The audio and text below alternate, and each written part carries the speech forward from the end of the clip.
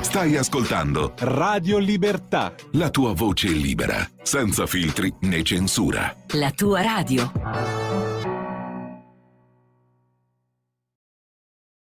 E la linea torna a Giulio Cainarca. Grazie a Federico Borsari, un saluto e un ringraziamento anche a Max Del Papa che vedo già collegato con noi.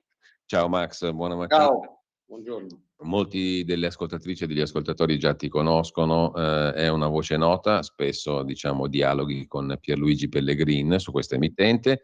Ci siamo sentiti qualche tempo fa e allora, siccome la rassegna stampa diventa sempre più un esercizio in bilico tra l'autocontrollo, l'ironia, il sarcasmo e qualcosa di peggio anche, perché è difficile leggere i giornali e rimanere impassibili ormai, ma non per motivi legati alla, come dire, al peso delle notizie o dei commenti, ma per motivi del tutto opposti, no? Perché non sai più dove mettere le mani, visto che i capelli non bastano più. Allora mi è venuto spontaneo di chiederti di aiutarmi un pochino a stare in piedi durante le faticose mattinate della rassegna stampa. Una volta alla settimana partiamo così, siamo in fase un po' sperimentale e anche di passaggio per questa emittente che ha i suoi bei 25-26 anni di età ormai, ma sta traghettando verso un futuro diverso del quale parleremo a tempo debito.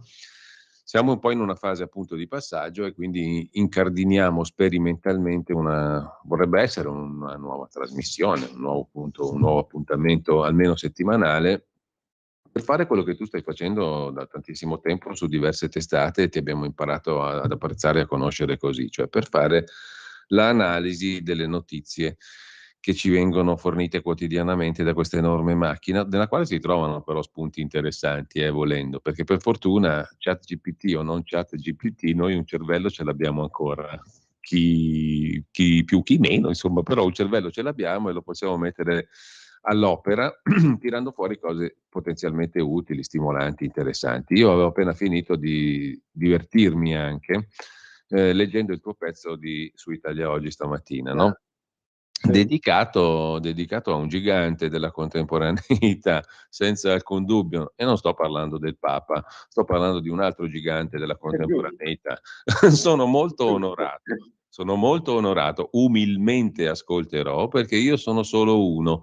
Certo, mi ha stupito questa nomina, ma ne sono convinto. Questo Papa sta provando a cambiare molte cose. Queste sono parole di Luca Casarini, l'ex portavoce dei centri sociali del Nord-Est, oggi motore con l'amico veneziano Giuseppe Caccia dell'ONG Mediterranea Saving Humans, che parteciperà al Sinodo dei Vescovi, l'assemblea che si svolgerà a Roma d'autunno tra il 4 e il 29 ottobre, scelto personalmente dal pontefice. Io non so se entrerà, diciamo, proclamando ciò che proclamava o diceva intercettato, no? Tu riporti una sua bella intercettazione quando a proposito di Mediterranean Saving Humans, di navi e di immigrati, diceva sono arrivati i soldi, cande e segue bestemmia, diciamo, io non so se si possa bestemmiare in diretta radiofonica, non so se entrerà al Sinodo dei Vescovi bestemmiando, cande eccetera eccetera o no, tu cosa dici? Ma io penso di sì, poi gli faranno la ola. Gli faranno la ola con le tonache arcobaleno, lo smalto, i vescovi ossigenati. Perché è lì, ma con Casarini finiamo proprio, cioè la Chiesa non si riprende più, secondo me. Non si riprende più da Casarini, da Bergoglio. Cioè hanno perso completamente. La Chiesa si è sempre adattata ai tempi, cercando anche di cavalcarli, di dettarli, no? Ecco, qui si adatta e basta. Ha perso completamente. Ma l'abbiamo visto anche in tempi di pandemia, cioè adesso c'è un dibattito anche in corso. Si sono spalmati completamente sulla narrazione ansiogena, terroristica, hanno chiuso tutto, hanno sbaraccato le chiese, e non hanno più, hanno rinunciato a confortare i fedeli, a rappresentarli. E devo dire con Casarini, sì, lui era quello che porta avanti sti cazzo de negri, porco. Ma è roba tua. Sì, no, sono roba sua. In effetti è ischei, perché insomma saranno nobili le motivazioni, ma poi ischei sono importanti. Zio. C'è sempre 130.000 schei che adesso lui è sotto indagine, è sotto inchiesta della magistratura, sotto processo praticamente. No, ma verrà assolto. perché Per sai, grazia divina. sì, diciamo così, con degli sponsor così è difficile che... Ma tu te lo saresti immaginato, diciamo, sì, poteva starci, dai, vista l'evoluzione delle Sì, cose. sì, no. Beh, ma lui sono anni che va e viene da lì in Vaticano come vuole, c'ha le chiavi. Casalini è di casa lì, non, il fratello mio, insomma, il Papa lo convoca, ci penso io se c'è bisogno di qualcosa. Ma, cioè, ma uno che deve fare per farsi aiutare dalle gerarchie ecclesiastiche? Deve fare come Casalini. Perché se no non è lì che ha perso la Chiesa, perché poi adesso noi ci scherziamo, però il fedele tipo, no? Magari una religiosità semplice, magari scaramantica, magari anche un po' ottunistica, però non capisce più. Ma io cerco di rigar dritto, arriva questo qua, fratello mio, quindi si va. Ecco Max, non so se dipende da noi o da cos'altro, però ogni tanto sento delle scariche fastidiose nel collegamento audio. Non so adesso se chiedo alla regia, Federico, se è il caso magari di Sarà ricollegarci. una punizione divina. Nominare o Casarini a questo punto, non lo so quale dei due sia più, diciamo, più frequenti di più Anche l'altissimo. Greta. Se Max è d'accordo, lei. se si riverifica, procediamo telefonicamente. Se no vediamo un po' magari di ricollegarci, non lo so. Max, la mattinata di oggi, come tu potrai, non so se hai già visto i quotidiani, se hai già dato un'occhiata alle prime Sono pagine già e non so. avvelenato. Sì. Ecco, allora ti lascio a te di stabilire qual è secondo te il pezzo del giorno. Io devo dire che sono stato fagocitato dalla vicenda Facci e qui tocco un'altra delle questioni di cui tu ti sei occupato, perché comunque è un collega, è una persona che più o meno conosciamo e abbiamo letto la sua intervista stamattina sulla Stampa alla consorte di Enrico Mentana, no? A Francesca Fagnani. E su Repubblica le beghe familiari, l'ammonimento del questore e tutto il resto. Allora, però, al netto di tutte queste cose qui, poi Facci medesimo ci ha spiegato nell'intervista alla Stampa che anche Michele Serra l'ha chiamato per dirgli che se oggi va in Rai poi rischi di essere catalogato come uno politicamente vicino alla destra. Io mi sono stupito del fatto che Michele Serra abbia dovuto spiegargli questa cosa, che Facci non lo sapeva, però in compenso ha scritto tanti libri importanti, adesso viene ripubblicato sull'Universale Economica, ha tanti amici a sinistra, lo chiamano sindaci di sinistra che gli dicono che ha fatto un libro bellissimo, quello sui 30 anni che adesso viene ripubblicato lì, eccetera, eccetera. Insomma, lui ha tanti amici a sinistra e Pannella lo voleva fare direttore di Radio Radicale, lui ha declinato, diciamo così, l'invito, era socialista, era amico di Mattia Feltri, era tante belle cose, insomma noi cosa ne dobbiamo tirare fuori da sta storia? Che hanno perseguitato? Così come il figlio di La Russa, così come la Santanchè, così come il ministro Abodi che ha detto la sua sul calciatore, poi ha tirato dentro il Gay Pride, non ho capito perché, insomma, adesso va bene tutto. Oggi Libero mette in prima pagina questi 4 sono nel mirino, è caccia all'uomo.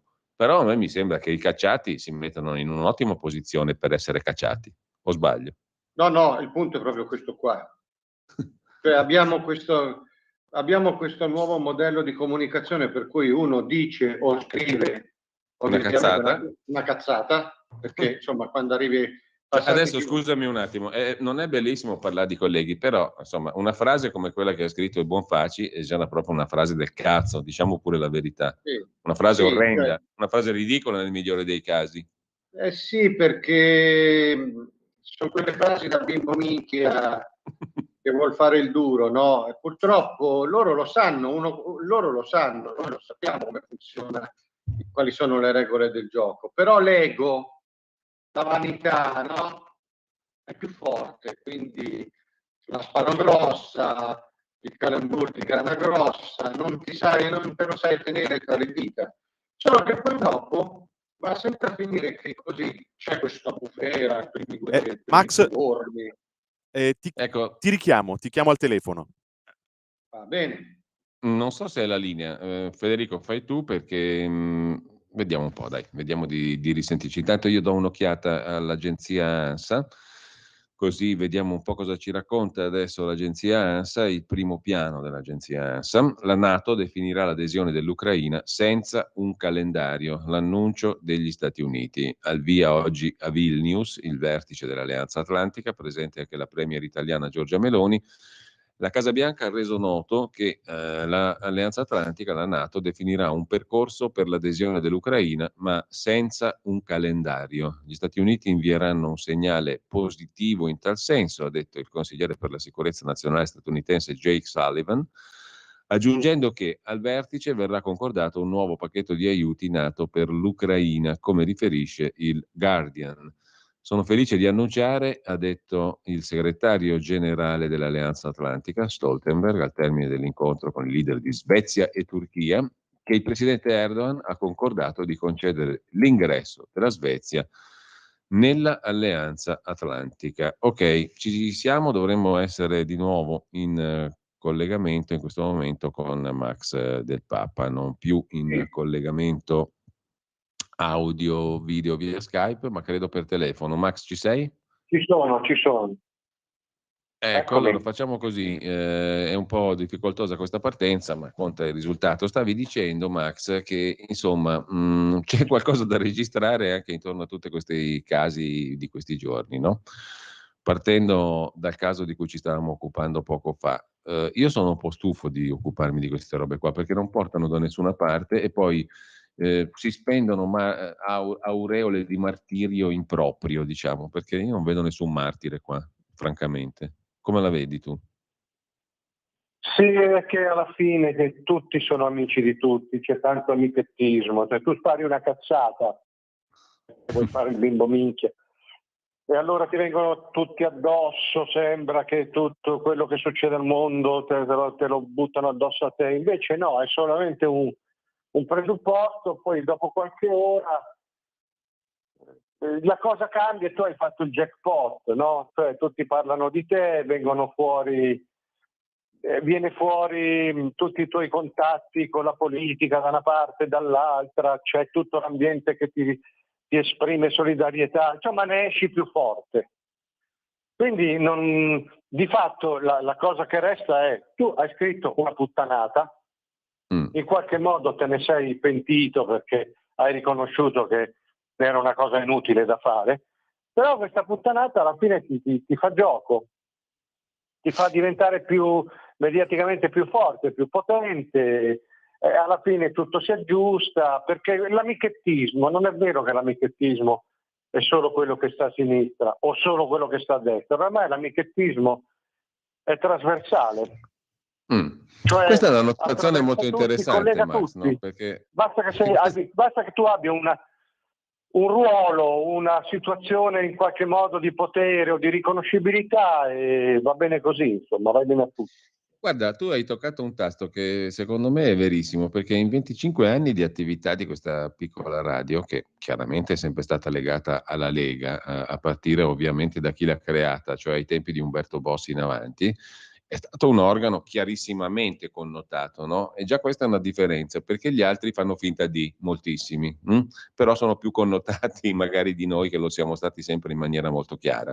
Cioè, pur essendo una piccola radio di un partito politico, quindi con una connotazione politica massima, chiara, visibile, siamo sempre stati considerati ai margini, no? Fuori da questo sistema di amichettismo. E questa cosa che tu dici mi sembra, mi suona molto vera, perché gli amici veri sono da un'altra parte. Io li ho sempre visti da questo nostro osservatorio esattamente come ne stai parlando tu.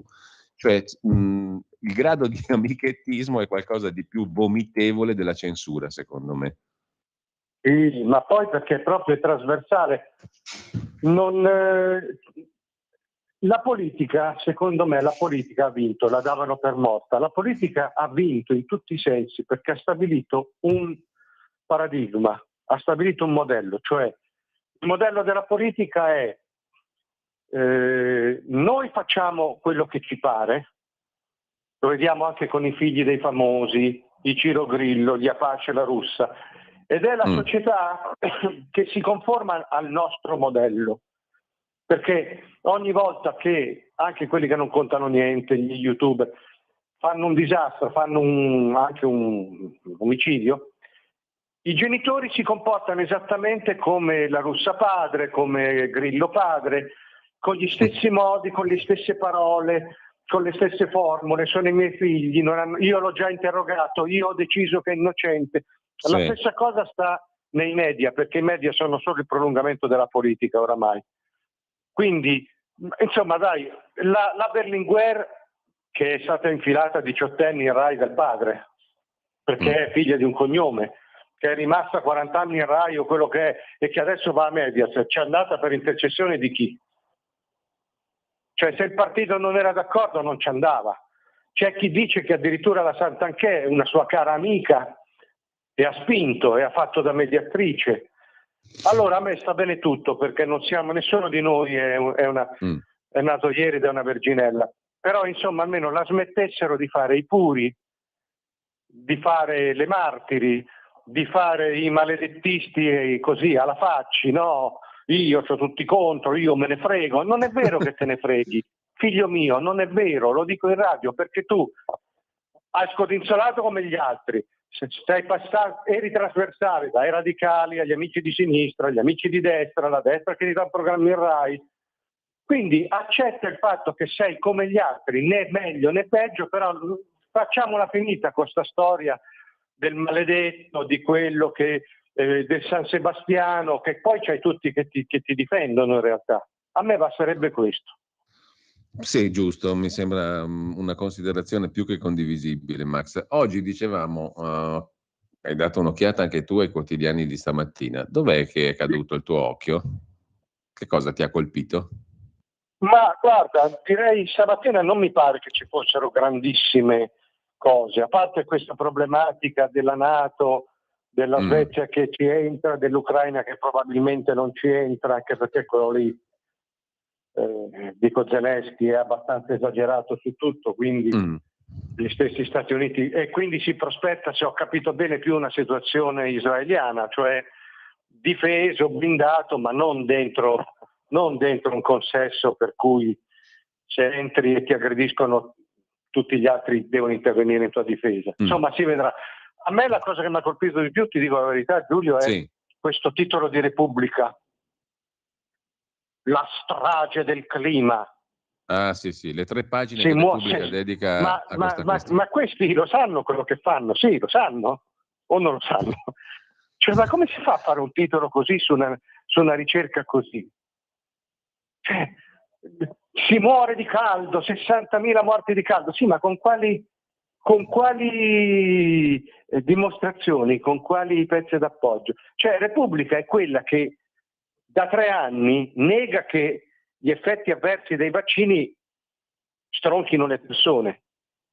Però per una cosa così generica, il caldo che ti fa morire, che ti fa venire i colpi, la strage del clima, destre negazioniste. Si vede che questi si vogliono suicidare anche meteorologicamente, se no non c'è un'altra spiegazione. Perché no? Cioè, mi sembra una cosa demenziale. Mi ha colpito in effetti questo soprattutto. si dedica 4 pagine in Repubblica oggi. La prima 4 pagina è fino a sul pagina... niente. 4 pagine sul fatto che il primo scienziato che si alza e dice qua sono morte 60.000 persone. Io vorrei capire quante di queste persone sono morte veramente di caldo, quante di effetti avversi, perché non mi puoi fare il gioco delle 3 carte, quante perché erano malandate, cioè non c'è un rigore in nessun modo, non c'è rigore quando si esclude e non c'è rigore quando si afferma in questa maniera. E allora la strage del clima, le destre negazioniste, questi non sanno più dove e poi c'è il aggrapparsi. professor Schiller, a pagina pubblica, che è un economista, eccetera, eccetera, premio Nobel 2013 per le narrazioni nell'economia e le loro conseguenze in termini di scelte politiche e qualità della vita dei cittadini, il quale dice che con Draghi era tutta un'altra cosa. Con la Meloni siamo messi malissimo. Sì, ma infatti questi sono morti tutti adesso, sono morti tutti in queste 2 settimane, in questi 5 giorni di caldo. Prima no. Prima con Draghi c'era il clima. Una volta si diceva bene. Piove il governo ladro, adesso forse fa caldo il governo criminale. Sì, fa caldo, però insomma non è vero, anche sta cosa che il 3 luglio, io me lo ricordo perché era il giorno del mio compleanno, è stato il giorno più torrido di tutti i tempi, degli ultimi 800.000 anni. Poi dopo, sulla verità, il mio amico Franco Battaglia ha dimostrato che era neanche una bufala, era proprio un'invenzione di quelle più becere. Cioè loro prendono uno sperduto villaggio in Nigeria, fanno delle loro medie così e concludono che il villaggio ha valore globale. Però allora anche il mio villaggio dove abito io nelle Marche deve avere valore globale. In questo villaggio fino a 3 giorni fa la sera c'erano 15 gradi. Io sono stato a Bari per un convegno lo scorso fine settimana, era il 3° anno di fila, i primi 2 anni si viveva in un forno. L'altro ieri, l'ultima volta, la sera faceva persino fresco, c'era una bella arietta, non si sudava. Come fa a valere solamente un punto del mondo e quegli altri no? E beh, è colpa della Meloni, certo. Sì, certo, ma con Draghi si stava meglio, mettiamola così. I treni arrivavano in orario, il clima c'era l'emergenza, però il clima era accettabile. E adesso con le destre negazioniste. Quindi, insomma, mi sembra che adesso questi si stanno aggrappando a questa roba qui, perché in questi giorni, sì, poi c'è il fatto degli attacchi concentrici, no? I casi, Santanchè da una parte, sì, la Russa figlio, Abodi, l'ultimo è Abodi, il ministro dello sport. Ma lì si butta tutto in un fritto misto che non si capisce niente. Tu hai capito appunto la storia di Abodi? La storia di? Abodi, il ministro dello sport, l'ultima polemica sulla sua frase sul calciatore. No, cioè questo qui che praticamente è venuto fuori l'atleta, ha detto io sono gay, no? E quello ha detto sì, io rispetto tutti, però non mi piacciono le ostentazioni. Ora, al di là del fatto che qui c'è troppa gente che parla senza aver niente da dire, compreso il ministro Abodi, però dico, io ogni tanto faccio delle riflessioni, ma noi davvero a un livello di stampa di un paese europeo dobbiamo correre dietro a queste robe qua? Appunto. Sono queste le notizie? Me lo chiedo. Cioè, dove sta la notizia in questo caso? Volete fare gossip politico? A me sta anche bene, ma datemi qualcosa però. Qui stiamo veramente a ragionare o a scannarci sul nulla, sul vuoto cosmico. Sia quello che ha detto sono gay così, sia il ministro che ha detto delle cose totalmente inutili. Ci riempiamo una pagina su questo. Poi peggiorando le cose dicendo io mi riferivo al gay pride, cose di questo tipo. Cioè veramente non si capisce dove sia l'interesse per il cittadino comune di tutta sta roba qua. Tant'è vero che i giornali vendono sempre meno, no? In prima pagina su Italia Oggi stamattina c'erano i numeri dell'ultimo mese, ma sono chiari. Tutti in calo, tranne Libero, ma questi sono poi...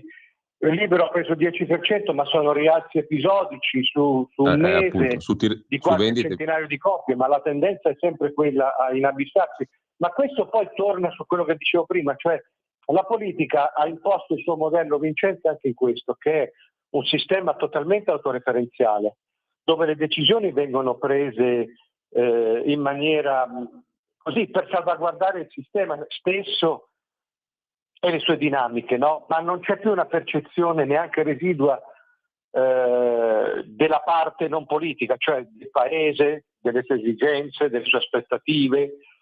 Non c'è un disinteresse totale. E così vanno i giornali di pari passo.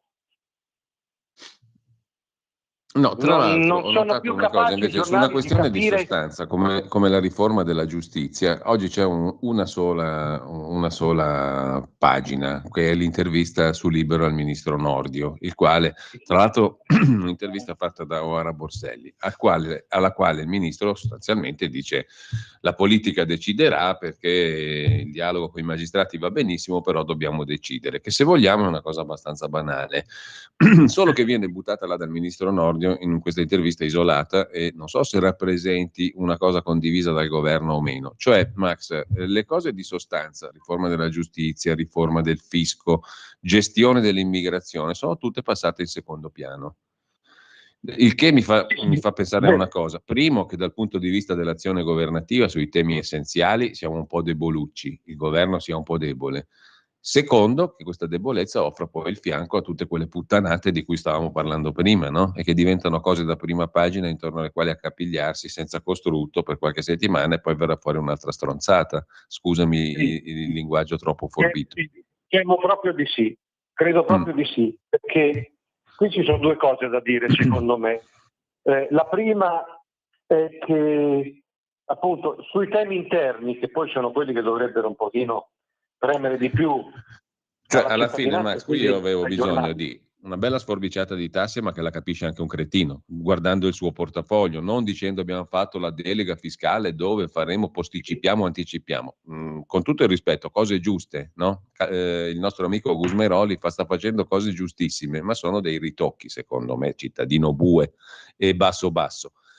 Stessa roba per la riforma della giustizia, sempre quell'atteggiamento timoroso. Il ministro Nordio va un po' allo sbaraglio e sembra isolato. Altra cosa, la gestione dell'immigrazione, c'è quel bel tizio di Anzio che a distanza di 6 anni violenta chi gli pare e che è l'emblema del fatto, Lampedusa che non regge più, continuano ad arrivare persone, 500 e passa mila persone verranno dentro legalmente perché si è fatto un decreto flussi che non si faceva da anni ed è passato anche quello sotto silenzio.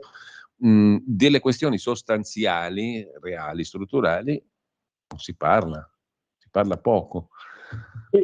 E intanto però le cose vanno avanti più o meno esattamente come prima. Sì, non si parla perché secondo me già i giornali non sanno come parlarne, non sanno cosa dire. Nordio ci è andato cauto in questa intervista alla quale accennavi tu, perché insomma non è che può dire più di tanto, è ancora una fase preliminare. Bisogna adesso si aspetta la firma di Mattarella, poi il Parlamento insomma farà i suoi passi, quindi e lui si limita a un principio anche banale, cioè alla fine dobbiamo essere noi a decidere, che in Italia sembra chissà perché è una cosa eversiva, sì, appunto.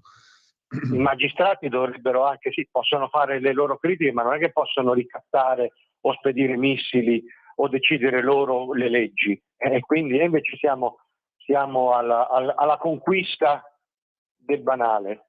Poi secondo me è vera un'altra cosa di quello che dici tu, cioè la Meloni gira molto, sta lavorando su un'immagine internazionale perché probabilmente vuole andare a comandare in Italia ma da una posizione di forza in Europa. È un progetto rischioso, ambizioso, può avere discutibile, però mi pare che, siccome la coperta è corta, mi pare che i problemi, le emergenze interne lei in questo momento li abbia completamente mollati. Cioè, dalla sicurezza, gli stessi clandestini. Poi i telegiornali le fanno anche un favore in questo momento perché non spingono sul fatto che tutti i giorni ne arrivano 5, 6, 10.000, quindi la cosa la lasciano lì. Però invece questa è una cosa estremamente grave sulla quale mi sembra che lei stia abbastanza andando via distratta, cioè a lei interessano le questioni grosse internazionali e di conseguenza quelle interne le molla e i giornali non ne parlano in sostanza. Mi sembra condivisibile questa tua impressione, Max. Siamo arrivati inopinatamente alle 9.30, è passata già mezz'ora. Max, dobbiamo salutarci. Io ti ringrazio. Abbiamo iniziato questa nostra conversazione, poi magari settimana prossima ci risentiamo, anzi senza magari ci risentiamo alle 9 settimana prossima, se ci sei, se sei d'accordo. E così vediamo di girare intorno alle questioni delle quali ci occupiamo tutti i giorni e nel frattempo, lo sanno benissimo quelli che ci stanno seguendo, continueremo a leggerti su Italia Oggi, su Atlantico, Il Faro, sul Giornale d'Italia e sul sito di Atlantico Quotidiano. Grazie a Max Del Papa, grazie Max, buona giornata. Grazie a te per l'invito, arrivederci, a presto. E un saluto a tutti, intanto tra poco l'audio video editoriale diritto e rovescio del direttore di Italia Oggi, Pierluigi Magnaschi, e poi una puntata registrata appositamente per noi di Scuola di Magia da Claudio Borghi Aquilini. A seguire, come tutti i giorni, Pierluigi Pellegrini con il suo Oltre la pagina. Andate sulla pagina Facebook e scoprirete di che cosa si parla oggi. Grazie a Federico Borsari in regia e a George Gershwin. Buona mattina a tutti.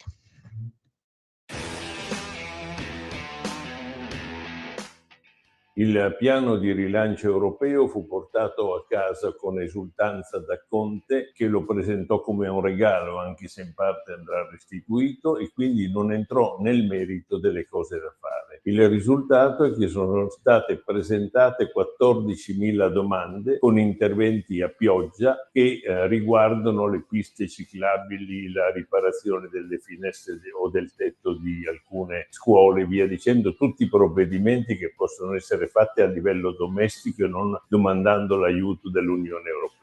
Invece bisognava varare grandi investimenti relativi alla rete autostradale, a quella ferroviaria, alla metropolitana, all'estensione della copertura digitale, alle grandi università. Da noi in Italia esultiamo strabiliati perché abbiamo realizzato qualche chilometro di metropolitana da Linate a San Babila. Ebbene, negli stessi giorni a Londra hanno inaugurato 144 chilometri di metropolitana, cioè la linea circolare esterna. Quindi per fortuna in Italia ci sono le capacità per fare queste grandi opere. Ad esempio c'è una società WeBuilt che proprio essendo molto preparata e di dimensioni adeguate lavora quasi solo all'estero. Da qualche anno incomincia ad essere utilizzata anche in Italia, quindi sta facendo il traforo del Gottardo, sta realizzando una linea storica, la Palermo-Catania-Messina, sarebbe in grado di iniziare in pochi mesi il ponte sullo stretto. Ha inaugurato questa settimana un ponte in Romania finanziato tutto dai soldi dell'Europa ed è il secondo ponte sospeso nel vecchio continente. Quindi le imprese per fare cose grandi ci sono, vanno mobilitate quelle che sono in grado di farle.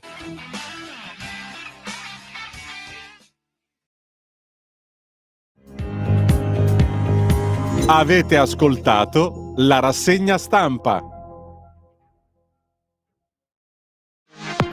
La tua radio è ascoltabile anche con la televisione